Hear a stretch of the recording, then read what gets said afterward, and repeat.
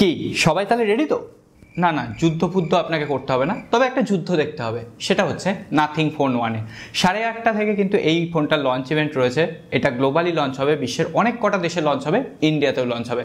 আমি ফোনটা অবশ্যই ফার্স্ট সেলে বুক করার চেষ্টা করব এবং আপনাদের জন্য আনবক্সিং ও রিভিউ আনবো। না, এটা কোনো টেক নিউজের খবর নয়। টেক নিউজের খবর হলো নাথিং ফোন লঞ্চ হওয়ার আগেই হেরে গেল। কিভাবে? নাথিং ফোন কোন কোন দেশে লঞ্চ হবে তার একটা লম্বা লিস্ট সামনে এসছে। সেখানে ইউএসএ অর্থাৎ আমেরিকার কোনো রকম নাম নেই, কিন্তু নাথিং ফোন 1-এর আরও একটা লঞ্চ ইভেন্ট যখন আগে হয়েছিল, কালপেই ফোনটাকে ডেমনস্ট্রেট করছিলেন, তখন সেখানে অ্যাপেলের যে ইকোসিস্টেম সেটাকে কিন্তু বারবার নকল করা হচ্ছিল, কিন্তু সেটা ইউএসএতেই লঞ্চ করলো না। অর্থাৎ যুদ্ধক্ষেত্রে আসার আগেই আমার মনে হয়েছে নাথিং এক কদম পিছিয়ে গেল। এ ব্যাপারে আপনার মত কি অবশ্যই কমেন্ট বক্সে লিখে জানাবেন। আর হ্যাঁ, আগামীকাল সমস্ত তথ্য থাকবে। টেক নিউজ আর একটুও দেরি করবো না, সোজা মূল পর্বে চলে যাব। তার আগে একটা ছোট্ট রিকোয়েস্ট থাকবে, আমি তো ছোট ভাই নাকি, তাহলে এটা লাইক করে শুরু করুন। লাইক করলে না আমাদের মনের জোরটা অনেকটা বেড়ে যায়, আরও নতুন নতুন খবর আপনাদের জন্য তুলে আনতে ইচ্ছা করে, তুলে না মানে দেখে আনতে ইচ্ছা করে। তাহলে চলুন সাবস্ক্রাইব করে রেখে শুরু করি। আপনি আমাকে কোথায় দেখছেন?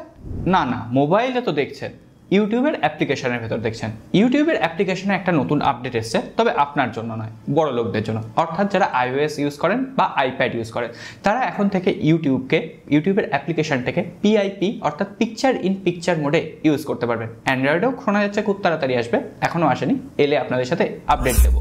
আচ্ছা, মানুষের মন পড়তে পারেন না? আমরা এখনো পর্যন্ত এত উন্নতি করলেও মানুষের মন কি চায়, মানুষের মনটাকে পড়তে পারি না। আর মেয়েদের মন, সেটা তো আরও পড়া যায় না।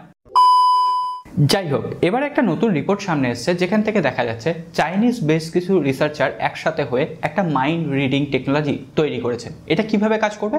একটা হেলমেটের মতো জিনিস আপনার মাথার উপর চাপিয়ে দেওয়া হবে, তারপর বিভিন্ন ধরনের সেখানে প্রক্রিয়া চলবে, তার ফলে আপনার ভেতর থেকে নাকি সত্যি কথাগুলো বেরিয়ে আসবে। এমনকি এটাও বলা হচ্ছে চায়নায় যারা রাজনীতিবিদ আছে, পলিটিশিয়ানরা আছে, তাদের ওপর নাকি এটাকে প্রথমে দেওয়া হবে। মানে তারা তো দেশের কাজ করেন, তো সেক্ষেত্রে এবার চায়নার কত যে খারাপ জিনিসগুলো বেরিয়ে আসবে। কিন্তু হ্যাঁ, চায়নার খারাপ জিনিস চায়নার ভেতরেই থাকবে, তারা বাইরে কারোর সাথে প্রকাশ করতে চায় না। টেকনো আজকে ইন্ডিয়ান মার্কেটে লঞ্চ করে দিয়েছে টেকনো ক্যামন 19 এবং টেকনো ক্যামন 19 নিও বলে তাদের দুটো স্মার্টফোন দুটো অসাধারণ দেখতে। খুব তাড়াতাড়ি হয়তো বাংলাদেশের মার্কেটে লঞ্চ করবে। টেকনো ক্যামন 19 এই ফোনটার দাম রাখা হয়েছে 12,999 এবং যে আপার ভ্যারিয়েন্টটা নিও ভ্যারিয়েন্টটা 14,999। এটার সাথে মোটামুটি 3-4 হাজার টাকা যোগ করে আপনি বাংলাদেশের দামটা একটু ভেবে নিতে পারেন। যাই হোক, দুটো ফোনের স্পেসিফিকেশন আপনাদের সামনে দিয়ে দিলাম। এমন কিছু হায়ার এক্সপেকটেশন না রাখাই ভালো।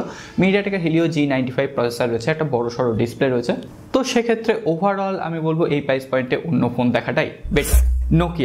নোকিয়া মানেই না একটা নস্টালজিয়া। নোকিয়া মানে আমাদের পুরনো কিছু স্মৃতি হঠাৎ করে ভেসে ওঠা। না, আমপাড়া ফোন আমরা বলি, কিন্তু আম পেড়ে কিন্তু আমরা কেউ দেখিনি। যাই হোক, নোকিয়ার আজকে আরও একটা পুরনো স্মার্টফোন নোকিয়া 5710 এক্সপ্রেস অডিও, আপনারা ফোনটা অনেকেই হয়তো দেখেছেন, সেই ফোনটা আবার নতুন রূপে লঞ্চ করা হলো।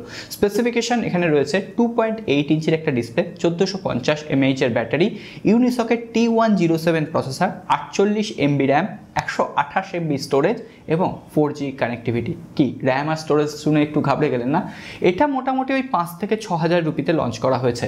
এই ফোনটার সব থেকে বড় বৈশিষ্ট্য, এর পেছনে একটা এয়ারবাডস রাখার জায়গা রয়েছে, যেখানে এয়ারবাডস রয়েছে। আপনারা যারা একদম কিপ্যাডওয়ালা ফোন চাইছেন কিন্তু একটু ভালো সাউন্ড এক্সপিরিয়েন্স চাইছেন, নোকিয়ার ব্র্যান্ডিং চাইছেন, তাদের জন্য এই ফোনটা একটা ভালো অপশন হতে পারে। জানি না ইন্ডিয়ান মার্কেটে লঞ্চ হবে কিনা, যদি লঞ্চ হয় তাহলে এই ফোনটা টেস্ট করার আমার ইচ্ছা থাকে। লেনোভো আজকে শোকেস করে দিল মোটোরোলা মোটো RAZR 3, মোটোরোলার পরবর্তী জেনারেশনে ফোল্ডিং ফোন। কি কানে একটু বাজলো না? লেনোভো হঠাৎ করে মোটোরোলার ফোন শো করলো। মোটোরোলার মাদার কোম্পানি হচ্ছে লেনোভো। যাই হোক, মোটোরোলা RAZR 3 ফোনটার বেশ কিছু আকর্ষণীয় লুক সামনে এসছে, দেখা যাক। এখনো পর্যন্ত স্পেসিফিকেশন 100% কনফার্ম হয়নি, তবে আশা করা যাচ্ছে খুব তাড়াতাড়ি ইউরোপের মার্কেটে লঞ্চ হবে, তারপর ইন্ডিয়ান মার্কেটেও আসবে। তবে মোটোরোলা শোনা যাচ্ছে এবার নাকি অ্যাগ্রেসিভ প্রাইস পয়েন্ট রাখতে পারে। এরপর একটু ওপো ভিভোর খবরগুলো সেরে নিই। ভিভোর তরফ থেকে ভিভো T1X নামে আরও একটা নতুন স্মার্টফোন লঞ্চ করতে চলেছে 20 জুলাই ইন্ডিয়ান মার্কেটে। খুব তাড়াতাড়ি বাংলাদেশেও যাবে, কারণ ভিভো T1 সিরিজের ফোনগুলো কিন্তু বাংলাদেশে অ্যাভেলেবেল হয়ে গেছে। T1X এখানে মিডিয়াটেকের ডাইমেনসিটি 900 চিপসেট থাকবে, এমনকি বলা হচ্ছে 20,000 রুপির নিচেই এই স্মার্টফোনটা লঞ্চ হবে। তো সেক্ষেত্রে বাংলাদেশেও খুবই অ্যাগ্রেসিভ প্রাইস পয়েন্টে পৌঁছানোর কথা। এছাড়াও 18 তারিখ ওপো লঞ্চ করবে Oppo Reno 8 এবং Oppo Reno 8 Pro। 18 তারিখ আমাদের পরিবারে আনবক্সিং ও রিভিউ আসবে, শুধু একটু ওয়েট করে যান। Oppo Reno 8 এখনো পর্যন্ত যেটুকু জানা গেছে মিডিয়াটেকের ডাইমেনসিটি 1300 চিপসেট থাকবে, ক্যামেরা যথেষ্ট আকর্ষণীয় হবে Oppo Reno 8 Pro যেটা, সেখানে মিডিয়াটেকের Dimensity 8100 চিপসেট থাকবে, 8100 ম্যাক্স। এছাড়াও সেটারও ক্যামেরা অনেকটা আকর্ষণীয় হবে, দেখতে ভালো ফোনগুলো, হালকা পাতলা। সো দেখা যাক, এই ফোনগুলোর অনেক আমি জানি লাভার আছেন, Oppo লাভার, তাদের জন্য বেটার হবে। Realme আজকে চাইনিজ মার্কেটে কামাল করে দিয়েছে। Realme আজকে চায়নাতে লঞ্চ করেছে Realme GT2 master explorer edition. Already এই ফোনটাকে নিয়ে বিভিন্নভাবে টেক নিউজে আমি কথা বলেছি, ফুল স্পেসিফিকেশন আপনারা দেখতে পাচ্ছেন। এখানে একদম কারেন্ট জেনারেশনের প্রসেসর ইউজ করা হয়েছে, Qualcomm Snapdragon 8+ Gen 1, Qualcomm Snapdragon 8 Gen 1 নয় কিন্তু 8+ Gen 1। এবং এই ফোনটার দাম রাখা হয়েছে ইন্ডিয়ান মার্কেটে যদি আমি কম্পেয়ার করে বলি তাহলে 41,000 রুপি, যেটা বাংলাদেশে গেলে মোটামুটি 50,000 টাকায় অবভিয়াসলি আসার সম্ভাবনা রয়েছে।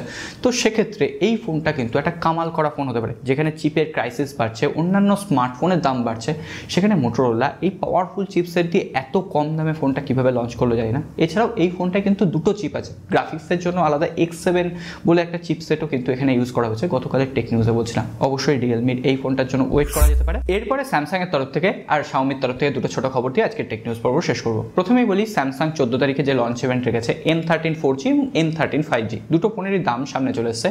M13 4G 12,999 রুপিতে লঞ্চ করতে চলেছে 4G ডিভাইস। M13 5G যে ফোনটা, সেটা 14,999 লঞ্চ করবে রুপিতে, যেটা বাংলাদেশে আশা করা যায় 22 থেকে 23,000 টাকায় পাওয়া যাবে। আমি জানি না স্যামসাং বাংলাদেশে এত দাম কেন রাখছে, অবশ্যই এটার জন্য সমালোচনা করা উচিত। আর Xiaomiর তরফ থেকে খবর হলো, Xiaomi 12 Lite NE 5G যে ভার্সনটা, যেটা কিছুদিন আগে লঞ্চ হয়েছিল, সেই ফোনটা BIS সার্টিফিকেশন সেকশনে এনলিস্টেড হয়েছে। এমনকি বলা হচ্ছে আগস্ট মাসের ফার্স্ট উইকে নাকি এই ফোনটা লঞ্চ করে দেবে। হালকা পাতলা phone. Xiaomi 11 Lite NE 5G ফোনটা কিন্তু খুবই জনপ্রিয় একটা ফোন ছিল, তো তারই ধারাবাহিকতায় দেখা যাক এই ফোনটা কেমন চলে। সো এই খবরের সাথে আজকের টেক নিউজ পর্ব শেষ করছি। আরও একটা রিকোয়েস্ট থাকবে, জোর থাকবে না, জোর জবরদস্তি করবো না। ফেসবুক বা আমাদের যে সোশ্যাল মিডিয়া প্ল্যাটফর্মগুলো আছে চাইলে ফলো করতে পারেন। দেখা হবে আগামী পর্বে।